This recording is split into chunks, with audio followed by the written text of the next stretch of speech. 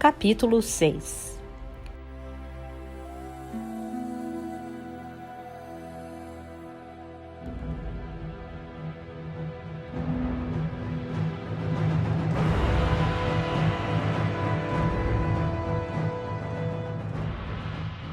Nos aposentos que Gwynethar havia reservado para o rei Uriens e sua família, Morgana penteava os cabelos com dedos rígidos e pediu que sua criada ajudasse a colocar um vestido novo. Uriens reclamava de que comera e bebera muito bem e não tinha vontade de ir à audiência com o rei. "Vá para a cama, então," ela disse. "Sou eu quem tem algo a dizer a ele. Não é nada que lhe diga a respeito." "Não, é bem assim. Também fui educado em Avalon. Acha que tenho prazer em ver as coisas sagradas colocadas a serviço do Deus cristão, que retiraria todos os outros conhecimentos do mundo? Não, Morgana. Não é apenas você, como sacerdotisa de Avalon, que deveria demonstrar seu ultraje com isso. É o reino de Gales do Norte, eu mesmo como governante, e a Colon que governará quando eu me for." "Meu pai está certo, senhora." A Colon a olhava nos olhos enquanto falava. "Nosso povo deposita em nós a confiança de que não o trairemos nem permitiremos que os sinos de igreja soem em seus bosques sagrados." E por um momento pareceu, embora Morgana soubesse que nem ela nem a Colon havia se movido, que estavam juntos em um dos bosques mágicos, unidos diante da deusa. Uriens, é claro, nada vira. Ele exortou: "Deixe que Arthur saiba, Morgana, que o reino de Gales do Norte não cairá docilmente sob o governo dos cristãos." Morgana deu de ombros. "Como desejar." "Fui uma tola," pensou. "Fui a sacerdotisa da coroação dele. Dei um filho a Arthur. Deveria ter usado o poder que tive sobre a consciência do rei e ter me tornado no lugar de Gwynethar, a governante por trás do trono, enquanto me escondia como um animal lambendo minhas feridas. Perdi meu poder sobre Arthur. Poderia ter ordenado então, mas agora devo implorar sem nem mesmo ter o poder da senhora." Ela já havia se virado em direção à porta quando ouviu uma batida. Um criado foi abri-la e Gwydion entrou. Ainda levava a espada saxã que Lancelot lhe dera ao ser sagrado cavaleiro, mas tirara a armadura e vestia um rico traje vermelho. Ela não sabia que ele podia ficar tão gracioso. O rapaz viu os olhos de Morgana sobre ele. "Lancelot me deu. Estávamos bebendo no salão quando chegou um aviso de Arthur dizendo que o rei gostaria de me ver em seus aposentos. Disse que minha única túnica estava esfarrapada e suja de sangue e afirmou que éramos do mesmo tamanho e que me emprestaria um traje. Quando vesti, disse que caía melhor em mim, que deveria ficar com ele e que recebi poucas prendas ao ser sagrado cavaleiro, enquanto o rei der vários presentes valiosos a Galahad. Ele sabe que Arthur é meu pai para ter falado isso." Urien piscou e pareceu surpreso, mas não disse nada. A Colon fez que não com a cabeça e afirmou: "Não, Meio-irmão. Lancelot é o mais generoso dos homens, só isso. Quando Gareth chegou à corte, sem o conhecimento de seus parentes, Lancelot deu a ele roupas e armas para que ele ficasse vestido de acordo com sua posição. E se estiver se perguntando se Lancelot não aprecia isso demais, ver seus presentes no corpo de belos jovens, bem, isso já foi falado antes. Embora eu não conheça um homem nesta corte, jovem ou velho, que tenha recebido dele uma palavra além de cortesia de cavaleiro. É mesmo? Perguntou Gwydion. E Morgana podia vê-lo recebendo essa informação e guardando-a como ouro no cofre de um miserável. Agora me lembro, ele disse devagar, de umas histórias sobre um banquete na corte de Lot quando Lancelot era apenas um jovem. Algo sobre uma balada quando puseram uma harpa nas mãos dele e pediram que tocasse. E ele cantou algo sobre Roma ou os dias de Alexandre. Não sei bem, sobre o amor de companheiros, cavaleiros, e o vaiaram. Desde então, todas as suas músicas são sobre a beleza de nossa rainha ou histórias de cavaleiros sobre aventuras e dragões. Morgana sentiu que não podia aguentar o desdém na voz dele. Se veio reivindicar um presente por ter sido sagrado cavaleiro, falarei com você após me encontrar com Arthur. Não agora. Gwydion olhou para os sapatos. Foi a primeira vez que ela não o viu cheio de si e confiante. Mãe, o rei também mandou me chamar. Devo ir em sua companhia? Ela gostou um pouco mais dele, por expor a própria vulnerabilidade daquela maneira.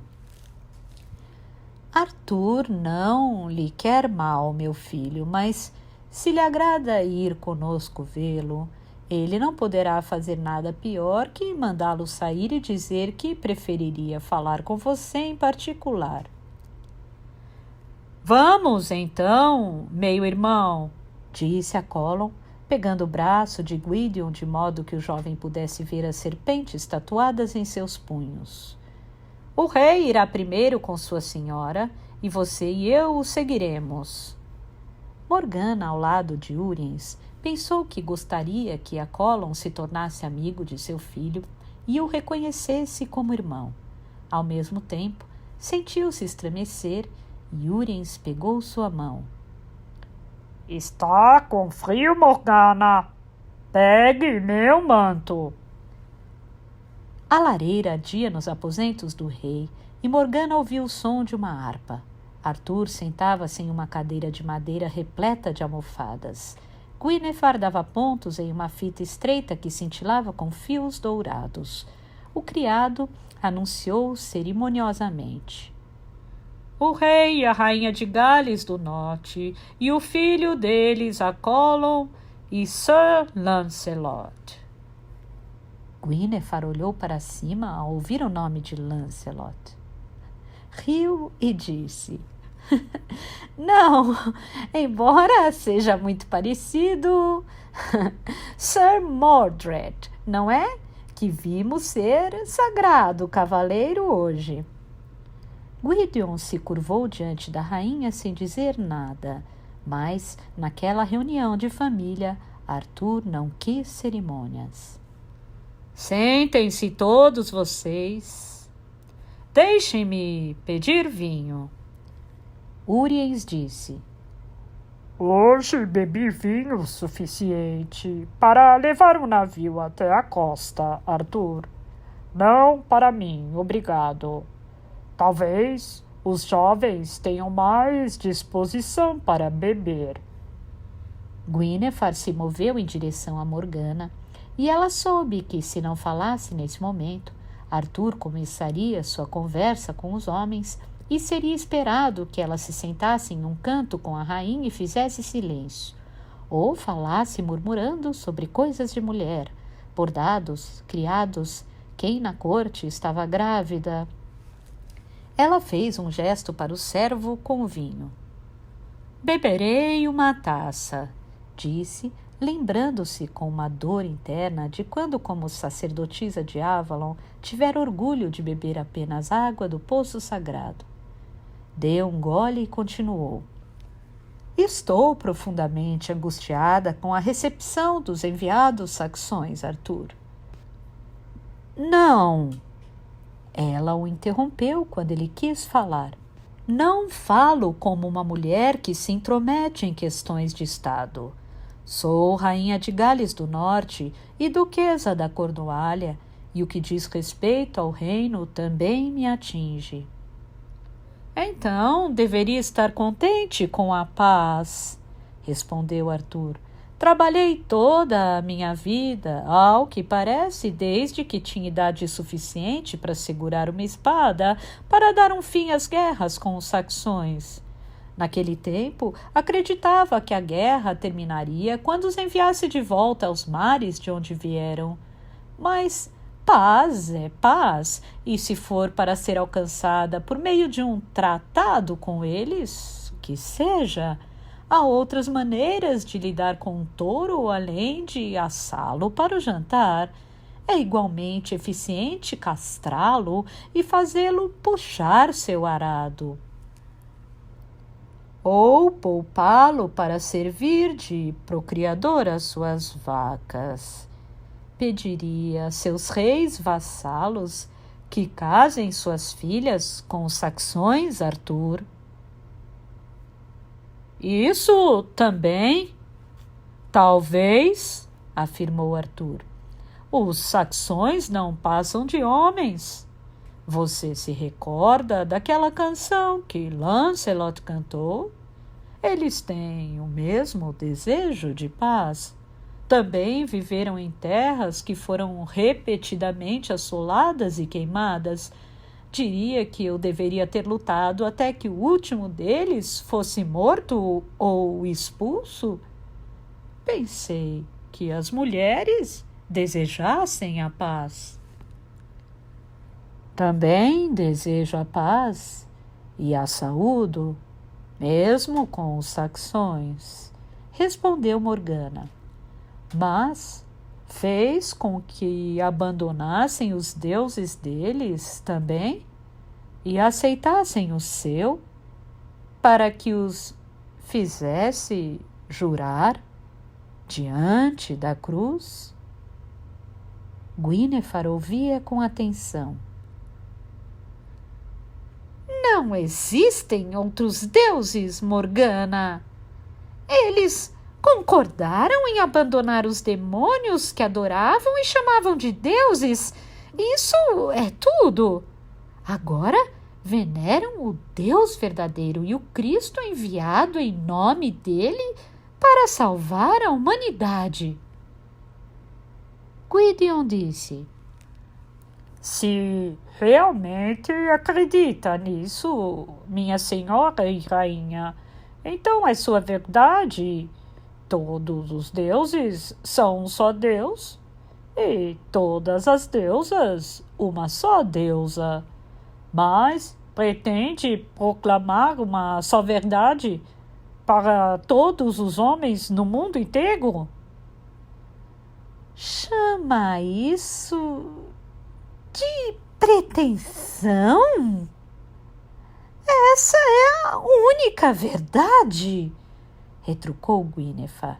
E chegará o dia em que todos os homens, em todos os lugares, a reconhecerão. Temo pelo meu povo que diga isso, afirmou o rei Urins. Jurei proteger os bosques sagrados e meu filho também, depois de mim. Ora, pensei que fosse cristão, meu senhor de Gales do Norte. E sou, mas não vou maldizer o Deus de outra pessoa. Mas tais deuses não existem! retrucou Guinevere. Morgana abriu a boca para responder, mas Arthur disse: já chega disso. Basta. Não os chamei aqui para discutir teologia. Se tem estômago para isso, há muitos padres que ouviriam e argumentariam. Podem ir convertê-los se precisam. O que veio dizer Morgana? Apenas que está desconfiada da boa-fé dos saxões, com ou sem o juramento da cruz? Não, respondeu Morgana, e enquanto falava, notou que Kevin estava no aposento, sentado nas sombras com sua harpa. Bom, o Merlin da Bretanha poderia testemunhar esse protesto em nome de Avalon. Invoco o Merlin como testemunha. Você os fez jurar na sua cruz. E transformou a espada sagrada de Avalon, Excalibur, a espada das insígnias sagradas, em sua cruz para o juramento. Senhor Merlin, isso não é blasfêmia? Arthur respondeu rapidamente. Foi apenas um gesto para capturar a imaginação de todos, Morgana, como o gesto que Viviane fez quando me pediu para lutar pela paz em nome de Avalon com a mesma espada. O Merlin disse em sua bela voz grave: Morgana, minha querida, a cruz é um símbolo mais antigo que Cristo e venerado antes mesmo que existissem seguidores do Nazareno.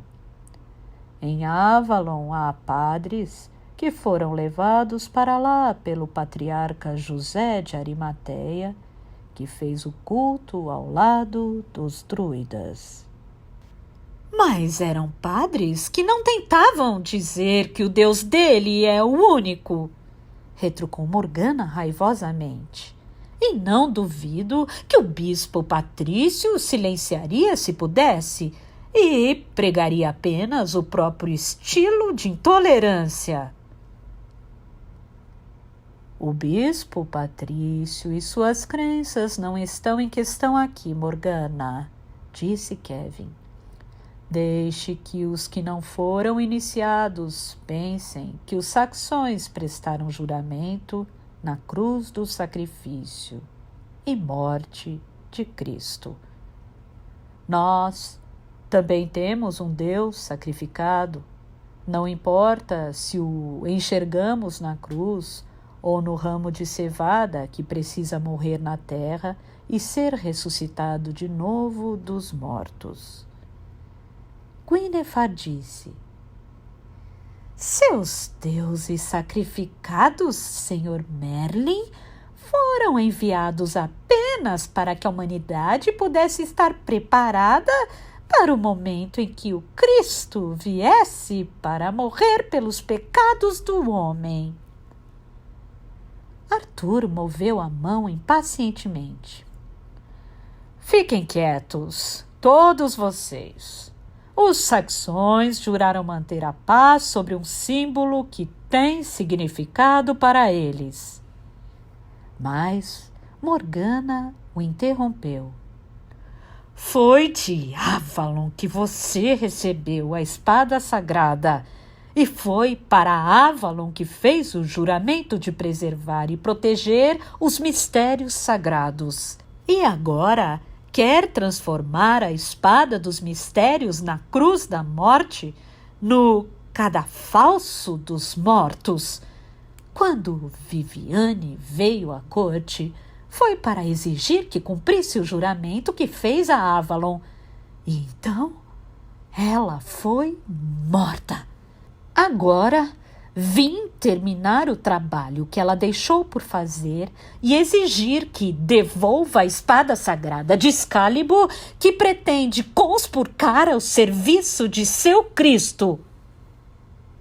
Guinevere disse: chegará o dia em que todos os falsos deuses desaparecerão e todos os símbolos pagãos serão colocados a serviço do Deus verdadeiro e de seu Cristo. Não falei com você, tola hipócrita, retrucou Morgana furiosamente. E esse dia chegará sobre o meu cadáver. Vocês, cristãos, têm santos e mártires. Acham que Avalon não tem nenhum? Enquanto falava, ela estremecia convulsivamente, sabendo que, sem perceber, falara através da visão. Havia o corpo de um cavaleiro, envolto em preto, com uma bandeira da cruz sobre ele. Ela quis se virar. Como não poderia fazer ali em tais companhias, e se atirar nos braços de Accolon. Como você exagera tudo, Morgana, disse Arthur, com um riso pouco à vontade, e aquela risada a enlouqueceu, afastando tanto o medo quanto a visão. Ela se ergueu bem ereta e percebeu que, pela primeira vez em muito tempo, falava coberta com todo o poder e autoridade de uma sacerdotisa de Avalon. Ouça-me, Arthur da Bretanha. Assim como a força e o poder de Avalon o colocaram no trono, a força e o poder de Avalon podem levá-lo à ruína. Pense bem em como profana as insígnias sagradas. Jamais pense em colocá-las a serviço de seu Deus cristão, pois todas as coisas de poder carregam a própria maldição. Basta! Arthur se levantara da cadeira e seu rosto estava crispado como uma tempestade. Nenhuma irmã, nem ninguém pode ter a pretensão de dar ordens ao rei de toda a Bretanha. Não falo ao meu irmão, mas ao rei. Avalon o colocou no trono, Arthur. Avalon lhe deu aquela espada que usou inadequadamente e, em nome de Avalon, agora reivindico que a devolva para as insígnias sagradas. Se deseja tratá-la como uma espada qualquer, então peça aos seus ferreiros que lhe façam outra. Houve um estranho silêncio e, por um momento, ela teve a impressão de que suas palavras caíam nos grandes espaços ecoantes entre os mundos, que lá longe, em Avalon, os druidas fossem acordar. Raven fosse se agitar e gritar contra a traição de Arthur. Mas o primeiro som que ela ouviu foi um riso nervoso. Que tolice você diz, Morgana? Quem falava era Guinevere. Sabe que Arthur não pode fazer isso? Não interfira, Guinevere.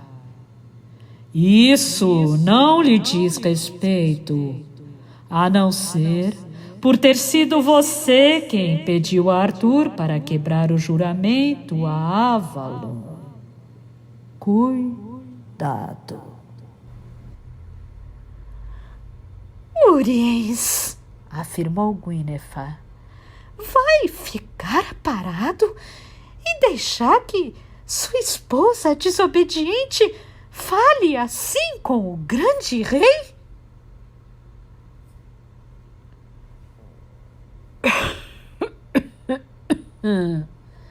Urins tossiu. Quando falou, sua voz soou tão nervosa quanto a de Guinevere. Morgana, talvez esteja sendo pouco razoável. Arthur fez um gesto dramático por razões políticas para capturar a imaginação da multidão. Se ele o fez com uma espada de poder, bem, ainda melhor. Os deuses podem tomar conta do próprio culto, minha querida. Acha mesmo que a deusa precisa de sua ajuda para proteger o dela? Naquele momento, se Morgana tivesse uma arma, teria derrubado Urins. Ele viera para apoiá-la e agora a abandonava dessa maneira. Arthur disse: Morgana, já que está tão perturbada, deixe-me dizer algo apenas para seus ouvidos. Não tive a intenção de profaná-la. Se a espada de Avalon também serve de cruz para um juramento, isso não significa que os poderes de Avalon estão unidos a serviço desta ilha? Assim me aconselhou Kevin. Ah, sim, soube que ele era um traidor quando permitiu que Viviane fosse enterrada fora da Ilha Sagrada. Começou Morgana. Seja assim ou não, disse Arthur, dei aos reis saxões o gesto que desejavam, jurar sobre minha espada. Mas não é sua espada, retrucou Morgana furiosa.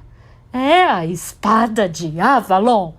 E se não usá-la conforme jurou, então ela deve ser colocada nas mãos de alguém que será fiel a seu juramento.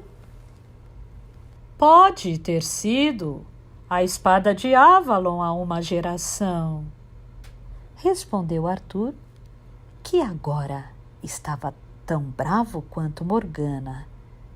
Ele fechou a mão sobre o punho de Excalibur, como se alguém quisesse tomá-la dele naquele momento.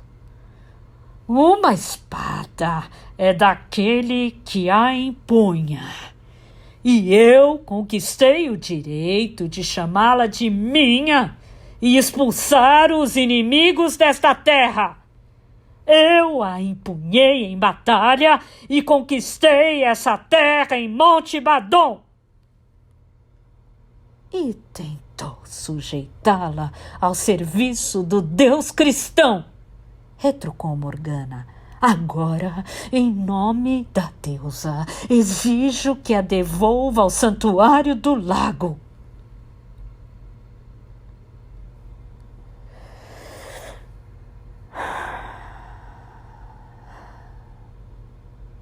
Arthur respirou fundo, então disse, em uma voz com estudada calma: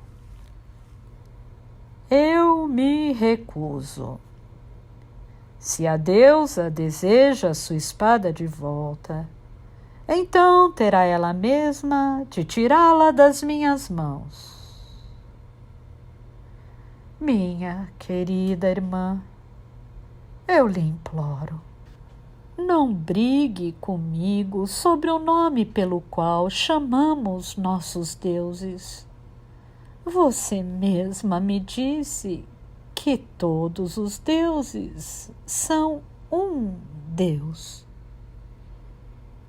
E ele jamais entenderá que o que disse está errado, pensou Morgana em desespero. Ainda assim, invocou a deusa. Se ela quiser a espada, que venha tomá-la. Que assim seja, então.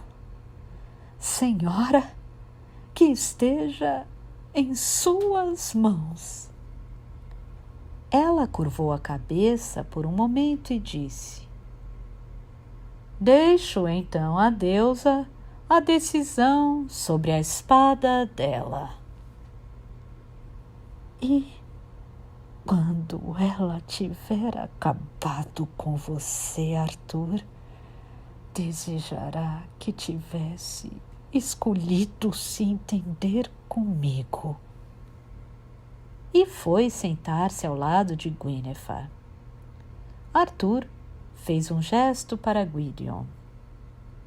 Sir Mordred, eu o teria feito um de meus companheiros em qualquer momento que me pedisse. Faria isso por Morgana e por mim mesmo. Não precisava forçar que eu o fizesse cavaleiro por artimanha.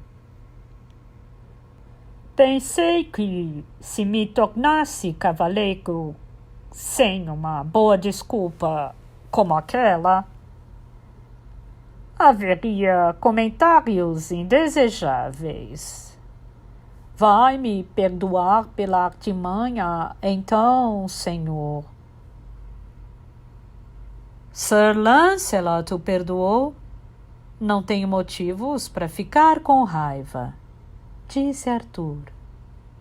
E, já que ele o presenteou ricamente, parece-me que não guarda rancor. Gostaria de poder reconhecê-lo como meu filho, Mordred. Não sabia de sua existência até poucos anos atrás. Morgana não me contou o resultado da minha coroação. Você sabe, imagino, que para os padres e bispos, sua própria existência é sinal de algo profano. Que nisso, senhor? Arthur olhou diretamente nos olhos do filho. Em alguns momentos creio em uma coisa, em outros noutra, como todos os homens. Não importa no que acredito. Os fatos são estes. Não posso reconhecê-lo diante de todos os homens, embora você seja um filho que qualquer homem, ainda mais um rei sem filhos, ficaria feliz e orgulhoso em ter. Galahad deve herdar meu trono. Se ele viver para tanto, disse Gwydion. E diante do olhar chocado de Arthur, completou em voz baixa. Não, senhor, não faço ameaças à vida dele. Faço qualquer juramento que desejar. Pela cruz ou pelo carvalho, pelo poço sagrado ou por essas serpentes que carrego. E estendeu os punhos, as quais o Senhor carregou antes de mim. Que a deusa envie serpentes vivas como estas para tirar minha vida caso algum dia eu levante a mão contra meu primo Galahad. Mas ele morrerá de modo honroso pela cruz que venera. Deus nos livre do mal! Gritou Guinevere. De fato, minha senhora, mas se ele não viver para subir ao trono, meu pai, meu rei, ele é um guerreiro e um cavaleiro e um mortal, e o senhor pode atingir uma idade maior que a do rei Urins. E então? Se Galahad morrer antes de subir ao meu trono, que Deus o proteja de qualquer mal, então não terei escolha. Sangue real é sangue real, e o seu é real, do Pendragon e de Avalon. Caso esse dia maligno chegue, imagino que até os bispos preferirão vê-lo no trono a deixar esta terra mergulhada no caos que temiam quando Uther morreu. Ele se levantou e colocou as mãos nos ombros do filho, olhando-o nos olhos. Gostaria de poder dizer mais, meu filho, mas o que está feito, está feito. Direi apenas que desejo, com todo o meu coração, que tivesse sido o filho de minha rainha. E eu também, disse Guinevere, levantando-se para abraçá-lo. Ainda assim, não o tratarei como um plebeu qualquer, disse Arthur. Você é filho de Morgana. Mordred, duque da Cornualha, companheiro da Távola Redonda, será a minha voz entre os reis saxões. Terá o direito de fazer a justiça do rei e de recolher meus impostos e receitas, ficando com a porção adequada para manter uma residência condizente com a de um chanceler do rei. E, se desejar, dou-lhe permissão para se casar com a filha de um dos reis saxões, o que lhe dará um trono próprio, mesmo que jamais chegue ao meu. Gwydion se curvou e disse: O senhor é generoso. Sim, pensou Morgana, e isso manteria Gwydion bem longe do caminho, a menos que ele seja necessário. Arthur era habilidoso na arte de reinar. Ela levantou a cabeça e disse: Foi generoso com meu filho, Arthur. Posso abusar novamente de sua bondade? Arthur parecia desconfiado, mas disse: Peça algo que possa dar minha irmã e será meu prazer concedê-lo. Você declarou meu filho duque da Cornualha, mas ele ainda conhece pouco aquelas terras. Soube que o duque Marco agora reivindica todo aquele reino. Iria comigo a Tintagel para investigar essa questão e essa reivindicação? O rosto de Arthur relaxou. Estaria ele preparado para que Morgana levantasse novamente a questão de Excalibur? Não, meu irmão, nunca mais diante desta corte, quando eu estender minha mão novamente para Excalibur, será em meu próprio reino e no lugar da deusa. Não vou a Cornualha há tanto tempo que já perdi a conta, respondeu Arthur. E não posso deixar Camelot até depois do solstício de verão. Mas fiquem aqui em Camelot como meus hóspedes e iremos juntos a Tintagel para ver se o Duque Marco ou qualquer outro homem jamais criado por Deus desafiará a reivindicação de Arthur e Morgana, duquesa da Cornualha. Ele se virou para Kevin. E agora basta dessas questões. Meu senhor Merlin, não pediria que cantasse para mim diante de toda a corte, mas em privado, dentro de meus próprios aposentos, e na companhia apenas de minha família, posso pedir-lhe uma música? Será um prazer, respondeu Kevin, se a senhora Guinevere não fizer objeção. Ele olhou para a rainha, mas ela estava taciturna. Então, ajeitou a harpa no ombro e começou a tocar.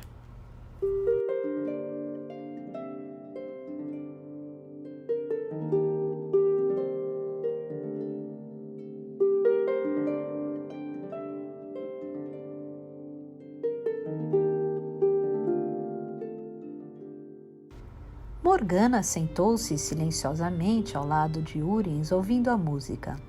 De fato, a música de Kevin era um presente da realeza que Arthur dera à sua família.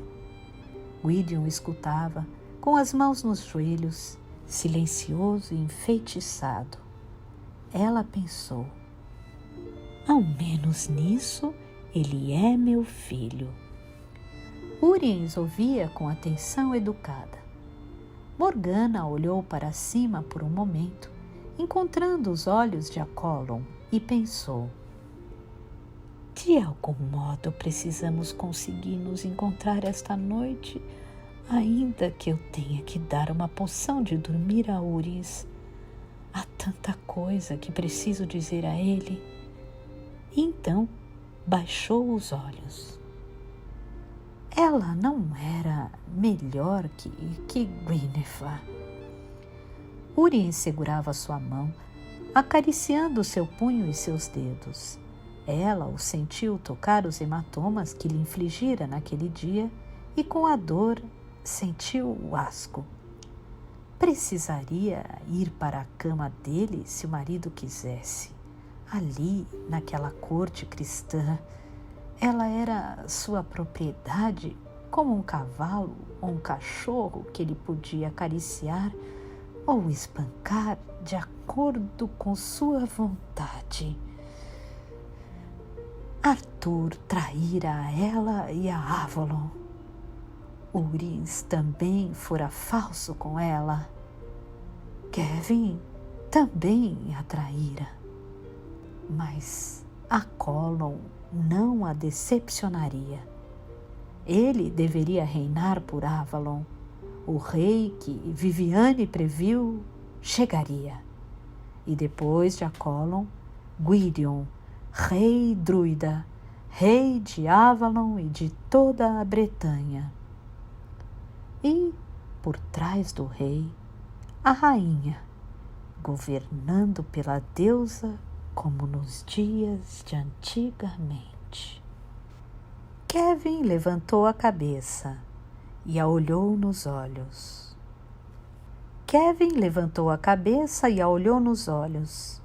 E Morgana estremeceu, sabendo que precisava esconder seus pensamentos.